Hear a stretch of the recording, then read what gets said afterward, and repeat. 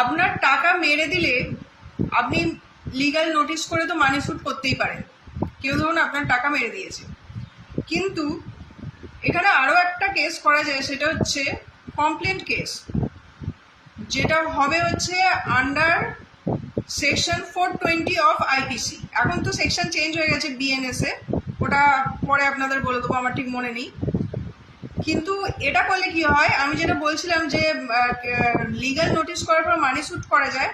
মানি sweet করা ছাড়া আরও একটা অপশন হচ্ছে ওই 420 কেস করা, ঠিক আছে, যে আপনার থেকে চিটিংবাজি করে এই টাকাটা নিয়েছে এবং আপনাকে ইন্টেনশনালি ওই টাকাটা আপনাকে ফেরত দিচ্ছে না।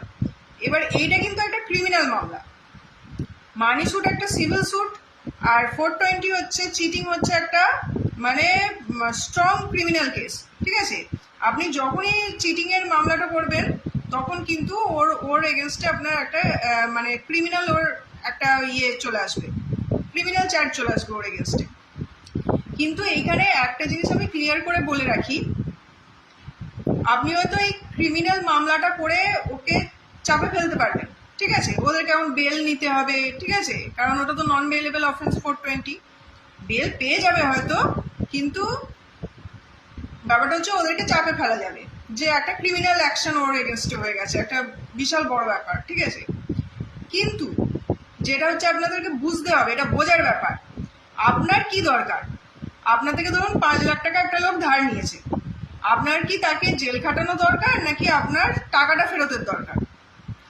যদি আপনার টাকা ফেরতের দরকার হয় তাহলে কিন্তু আপনার প্রসেস একটাই, সেটা হচ্ছে আপনাকে ওই মানি স্যুট করেই এগোতে হবে। ক্রিমিনাল কেসের মাধ্যমে কিন্তু আপনি টাকা ফেরত পাবেন না। ক্রিমিনাল কেসে ওকে চাপ প্রেশারে ফেলা হবে, ওর এগেনস্টে ক্রিমিনাল মামলা হয়ে যাবে, ওকে বেল নিতে হবে, ওকে ছোটাছুটি করতে হবে, ওর টাকা পয়সা খরচা হবে, অনেক কিছু ব্যাপার আছে, সেই চাপে পড়ে আপনাকে টাকা ফেরত দিয়ে দিতে পারে।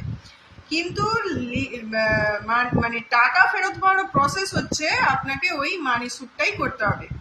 মানি স্যুট করে আপনি অর্ডার পেলে তবে আপনি ওই টাকাটা পাবেন।